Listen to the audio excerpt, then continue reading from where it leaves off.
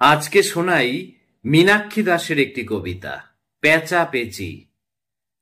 পেঁচা বলে পেঁচি, তুই সরে বস দেখি, গরমে কি ভালো লাগে গায়ে ঠেকা ঠেকি।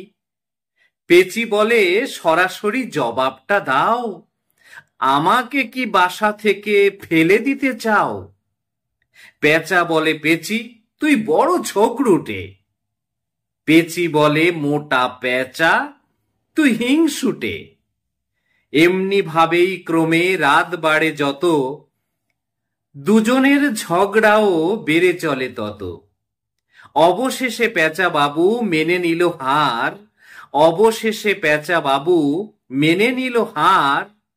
বলে ওরে পেঁচি, তুই কাঁদিস নে আর, আয় আয় কাছে আয় বস ঘেঁষা ঘেঁষি। আয় আয় কাছে আয় বস ঘেঁষা ঘেঁষি। কালকেই এ বাসায় লাগাবো রে এসি, কালকেই এ বাসায় লাগাবো রে এসি।